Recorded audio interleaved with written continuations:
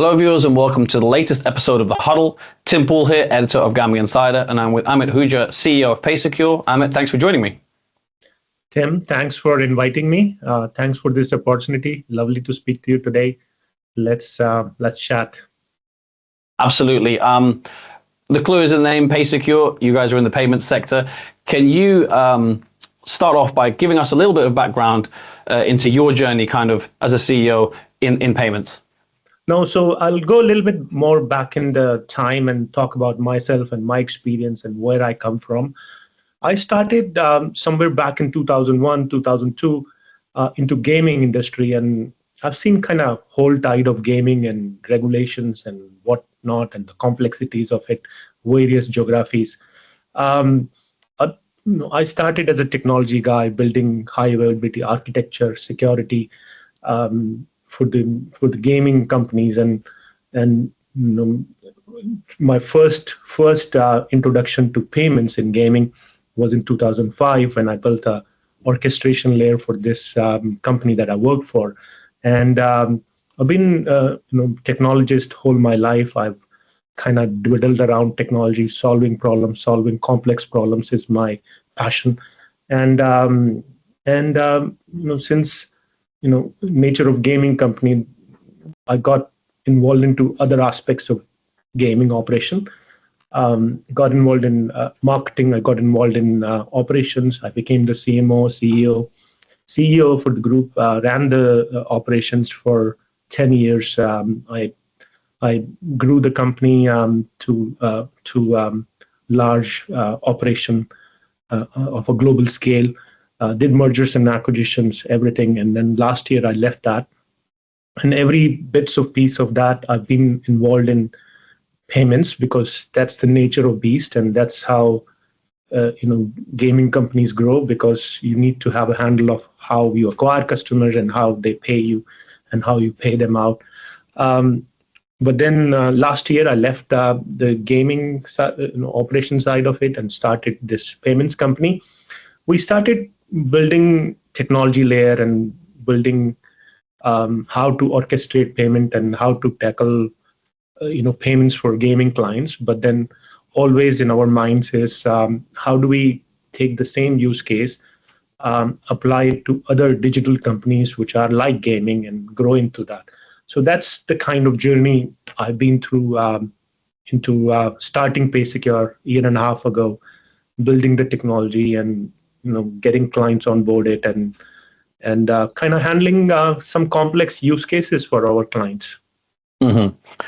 A lot of crossover there between the gaming side itself and the payment side, and naturally there is that crossover that exists. With regards to Paysecure itself, where exactly within the kind of gaming payments ecosystem does Paysecure sit? So I would say gaming is a extreme use case of digital goods, and most gaming companies do operate around various geographies and various jurisdictions, and various complexity of payments are involved in that. And we kind of tackle that. We kind of simplify that for our clients. We have built a technology to smart route the payments for customers and kind of optimize it for speed, time, accuracy, and conversion ratios, and let our clients operate into various geographies without worrying about, how am I going to get the payment methods into Brazil or Latin America or, specific use cases, even like parts of Africa, Botswana, Malawi, and kind of, hide all that complexity and simplify it for them and optimize the flows for them so that they can do what they do best, which is customer acquisition. And we just take care of all the payment, in between for them so they can grow the payment, their business in a best possible way. Mm-hmm. In terms of, you have a payments orchestration platform, can you tell us specifically about that product? And obviously it's a very competitive field, so how is it kind of aiming to set you guys apart? Well, I don't, it is competitive and it's not. And there is a scale of it available, and and who do we compete with and all of that. But coming back to what we built, and I can talk about that only, essentially, we are one-stop API. We let you connect with us once and not worry about connecting with another payment method again. And there's a lot of complexity which goes on in between that. It's one thing about integrating a payment method, but doing it right, doing it in a way that you get the best and most out of it. Your approval rates are the best. And there are small tweaks and things that could matter a lot. And there's a lot of muscle memory that is involved into, with our teams, integration teams, which they go through on how the methods should be integrated and what needs to be taken care of and what is important and how to make sure that this is exposed in the best possible way. And then from there on, we built kind of smart routing layer on how the transactions should be essentially routed. And to begin with, it's decision trees which our customers can build upon and build upon complex use cases, and which is what gaming operators are very experienced into what they do, so they know what to do and how to handle that.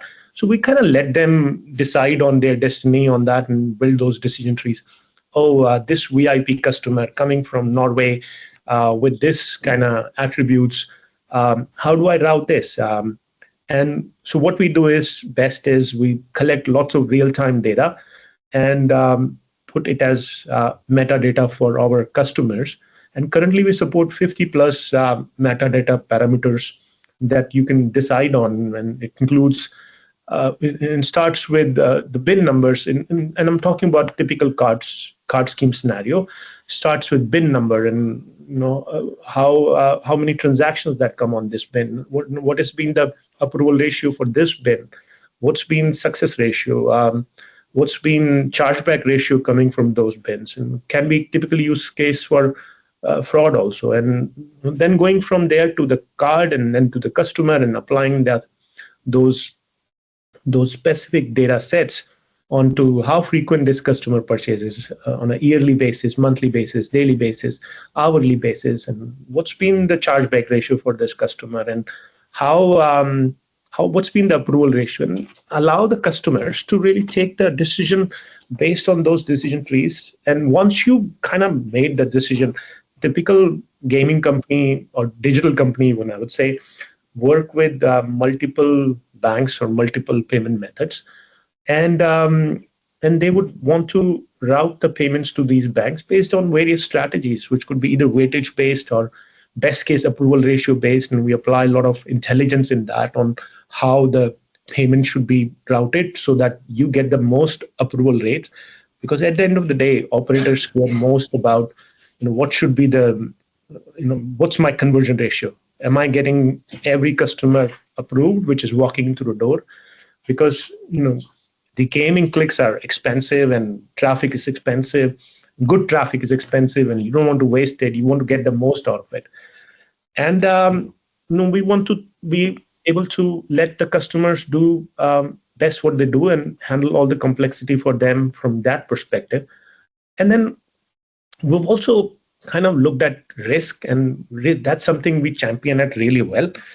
And we looked at risk in gaming from normal fraud perspective, which is looking at anomalies, which is looking at what are you not telling me, what's hidden, and what's fraud looking like, and building patterns on it, building algorithms on it, which is kind of what everybody does. But we've kind of looked at the same problem in a different way, which is looking at hang on, we know fraud exists, but let's look at who can I trust and why, and up to what level. And so typical use case, a new customer walks into a gaming website, FTD, and wants to deposit, let's say, $2,000, and would you take it? So our role there is on how do we empower this operator with enough data on being able to take that decision. So we collect a lot of data from various platforms. We connected with platforms that would allow us to see customers if they have been on a stolen stolen credit card blog, or they have been on a website which talks about Louis Vuitton. That's kind of good typical behavior for high value customers. So kind of build on that with the algorithm basis and let the customers take that decision, and then from there on really look at how do we track the success, how do we track and analyze and pinpoint the problems, and optimize the payment methods best. When do we need to add new payment method? How does the new payment method discovery happen? So we kind of champion at all of that. We kind of build tool sets for our customers to, manage that in a best possible way. And then deeper integrations with our partners. There's one thing being integrated with a processor, but having a deeper integration with the full set of scale of capabilities exposed to us, and deeper integrations. So we are, not going through our middle layer gateways and kind of impacting the speed. So there is a lot of art in that, and there's a lot of science in that. So we're kind of, doing all of that for our customers. Mm-hmm. Once again, there's a lot at play. There's a lot of crossover. You're talking about a lot of data when it comes to spending. So not necessarily just gaming. And as you say, there's just your answer that demonstrates just how kind of intertwined everything is. But obviously, we're speaking kind of towards the end of the very end of 2024. We're heading into a new year now.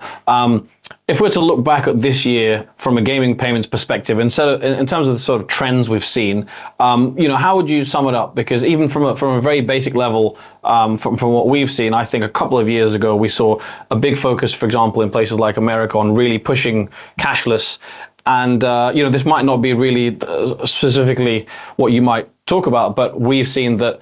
I think a couple of years later, there's more of an acceptance of, okay, there's still a wide range of payment methods. We need to kind of, variety is almost the way forward. But of course, you'll know better than me on that.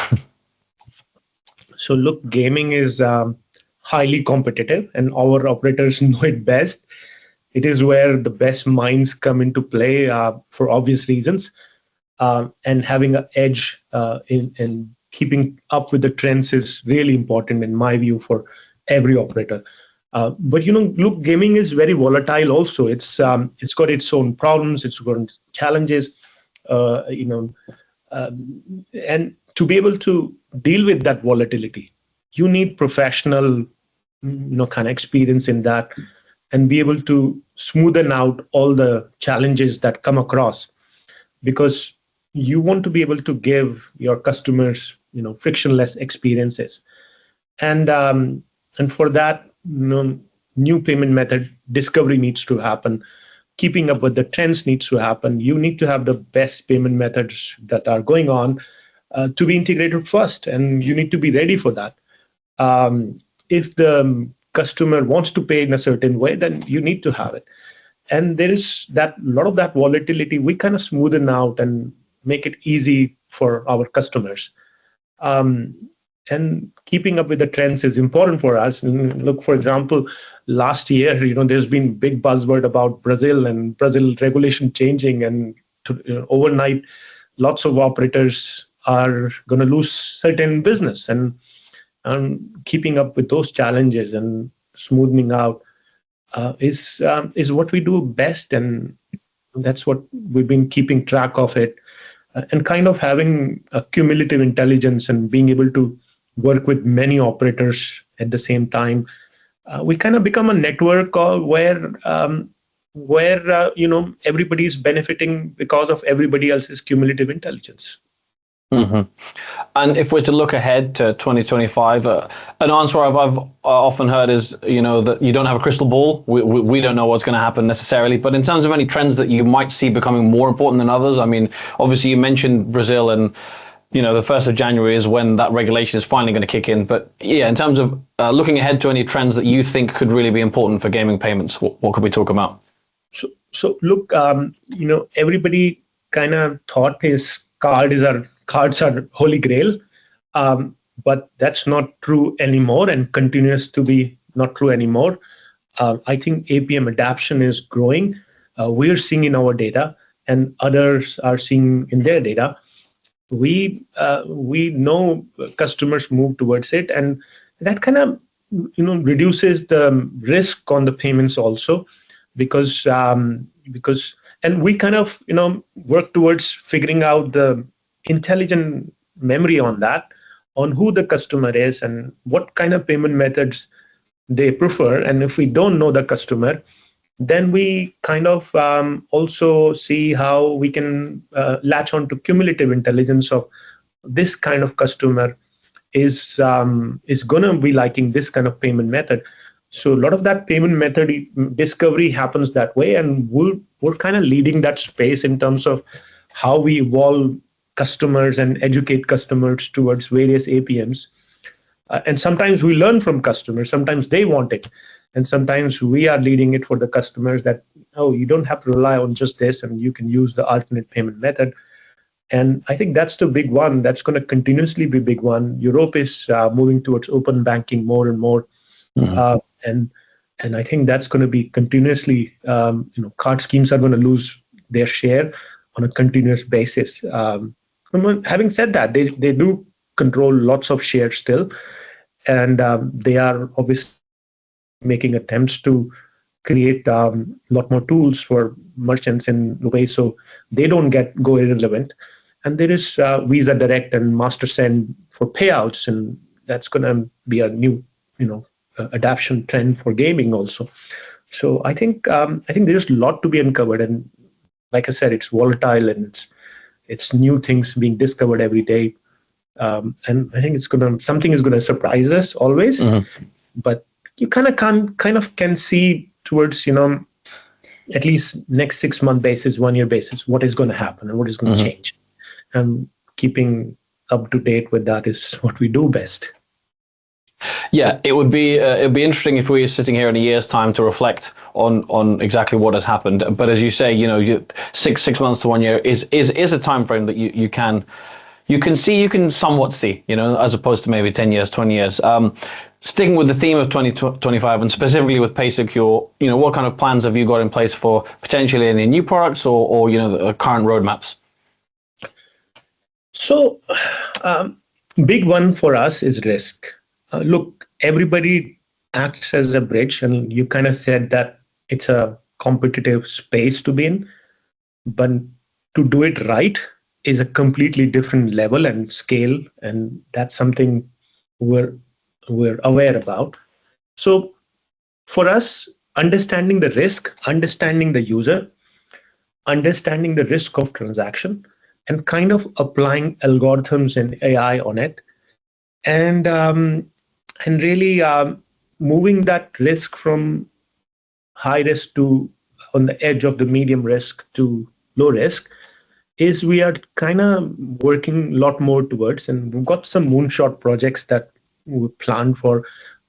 I can't talk specifics about it, but it's around understanding the risk and risk of the transaction and looking into how to analyze it. And for us, continue to build coverage and payment methods and payment method discovery is a constant theme. We're doing 10 plus integrations on a monthly basis, and to keep up with the pace for our customers, and also kind of allowing them to grow into new territories and new geographies, and continuously build on tools for looking into data from different perspectives and dig deep and support our customers take the right decisions. That's a big one for us, mm-hmm. because doing integration is a different thing, but doing it right is it takes an art. Yeah, absolutely. Well put there. I did just mention that it's difficult to look further into the future, but for my final question, I'm going to put a question like that to you in terms of the company and plans for long-term future. But maybe I'll phrase it this way: looking ahead for a final question beyond 2025, what would you perhaps like to achieve at Paysecure? What is the long-term vision? So look, that's my that's a very near and dear question you're asking to me. It's kind of why I started Paysecure and building towards it. And look, I want to be part of complex problem solving process, and and create an impact. And for me, really, the dream is and the goal is to get to a billion transactions per day and be able to handle that scale in a most effective and efficient way. And we're kind of building towards it. And this is a hypothetical situation at this moment for us, and we're not at that scale. We're obviously growing more and more every day, and numbers are growing. But then we do talk about how do we save nanosecond here, nanosecond there. How do we build the architecture so it's decoupled and it's based on microservices, and if we ever have this problem, then how are we going to handle it? And of course, that's at that level, we would like to be driver of change for how payments are consumed. That's what I would leave it at. Yeah, no, that's a very clear goal to have, and often having a tangible target, like you mentioned, the billion transactions. That's always helpful to work towards as well. But overall, Amit, really appreciate your time. Thanks for joining us. Been a pleasure speaking with you. Tim, some really good questions. Thank you for your time. Really appreciate it. Hope to see you and everybody in ICE. I think we have a stand there, and would love to meet you and others and have these meaningful conversations, and absolutely meet everybody. Yeah, no, likewise, definitely we'll meet you at ICE, and good luck with everything you're looking to achieve in the coming year, and to our viewers as well, thanks for watching.